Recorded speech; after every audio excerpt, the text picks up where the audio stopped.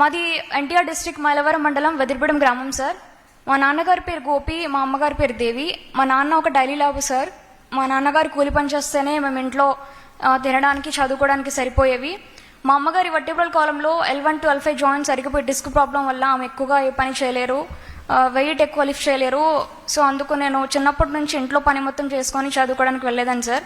First class నుంచి 10th class వరకు government స్కూల్లోనే చదువుకున్నాను. 10th క్లాస్లో ఉన్నప్పుడు పగలు పని చేసుకొని నైట్ కూర్చొని చదువుకునేదాన్ని సార్. ఏ విద్యార్థికైనా ఒక కోరిక ఉంటుంది సార్.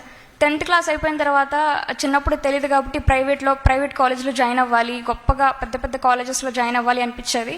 కానీ మాకు ఫైనాన్షియల్గా సపోర్ట్ అంత లేదు కాబట్టి మా నాన్నగారు నన్ను మైలవరంలో MBM గర్ల్స్ హై స్కూల్ ప్లస్లో గవర్నమెంట్ కళాశాలలో జాయిన్ చేశారు సార్. నాకు ఫస్ట్ ఇయర్లో 440కి 427 మార్క్స్ వచ్చాయి. అండ్ ఆల్సో సెకండ్ ఇయర్లో 1000కి 978 మార్క్స్ వచ్చాయి సార్. మన స్టేట్లో ఉన్న 294 హై స్కూల్ ప్లస్లో స్టేట్ ఫస్ట్ వచ్చాను అనే గర్వం అయితే లేదు, కానీ మా తల్లిదండ్రుల కష్టానికి తగిన ఫలితాన్ని తీసుకొచ్చాను అనే ఆనందం నాకు మనస్ఫూర్తిగా ఉంది సార్. ఇంటర్మీడియట్లో నాకు మంచి మార్క్స్ రావడానికి మా కాలేజ్ లెక్చరర్స్ నాకు చాలా సపోర్ట్ చేశారు సార్. ఫైనాన్షియల్గా కానీ బుక్స్ ప్రొవైడ్ చేయడము, అందరికీ బుక్స్ డిస్ట్రిబ్యూట్ చేయడము చాలా హెల్ప్ చేశారు. మైలవరం ఎమ్మెల్యే గారు వసంత వెంకట కృష్ణప్రసాద్ గారు నాకు 10,000 రూపాయలు ఇచ్చారు సార్. ఫైనాన్షియల్గా నాకు ఎంతో సపోర్ట్ చేశారు.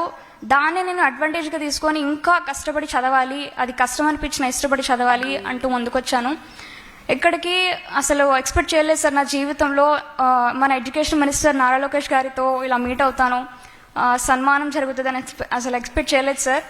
చిన్నప్పుడు 2018లో నేను 5th క్లాస్లో ఉన్నప్పుడు మా అమ్మమ్మ వాళ్ళ ఇంటికి వెళ్ళినప్పుడు మా అమ్మమ్మ వాళ్ళ ఇంటి పక్కన ఒక అక్క 10th క్లాస్లో స్టేట్ ర్యాంక్ సంపాదించి నాన్నగారి చేతుల మీదుగా సీఎం చంద్రబాబు నాయుడు గారి చేతుల మీదుగా అవార్డు అందుకున్నారు. అప్పుడు నేను ఇన్స్పైర్ అయ్యాను సార్. డెఫినెట్గా నేను కూడా నా జీవితంలో ఇలాగే మంచి మార్క్స్ తెచ్చుకొని అవార్డు తెచ్చుకోవాలి అనుకున్నాను. కానీ నాకు మంచి అవకాశం మన ఎడ్యుకేషన్ మినిస్టర్ గారి చేతుల మీదుగా అవార్డు అందుకునే అవకాశం వచ్చింది. ఫ్యూచర్లో డెఫినెట్గా నాన్నగారి చేతుల మీదుగా అవార్డు కూడా తీసుకుంటాను సార్. ఇంటర్మీడియట్లో మా టీచర్స్ కూడా చాలా హెల్ప్ చేశారు. ఫైనల్గా నాకు ఒక డ్రీమ్ ఉంది సార్. ఫస్ట్ క్లాస్ నుంచి 12th క్లాస్ వరకు గవర్నమెంట్ కాలేజ్లో గవర్నమెంట్ స్కూల్లో చదువుకున్నాను. అంటే అప్పుడు ఒక రూపాయి కూడా ఖర్చు లేకుండా మా నాన్నగారు చదివించగలిగారు.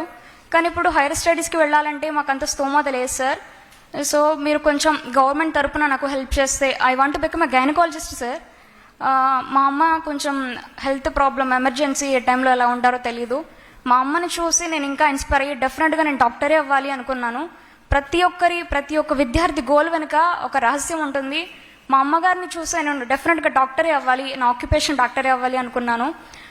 మీరు నాకు సపోర్ట్ చేస్తే గవర్నమెంట్ తరపున ఎడ్యుకేషన్ మినిస్టర్ నారా లోకేష్ గారి తరపున నాకు నీట్లో ఫ్రీ కోచింగ్ ఇప్పించండి సార్, లాంగ్ టర్మ్ కోచింగ్. నేను డెఫినెట్గా 1 year కోచింగ్ తీసుకొని MBBS గవర్నమెంట్ సీట్ తెచ్చుకుని డాక్టర్ అవుతాను, సమాజానికి సేవ చేస్తాను సార్.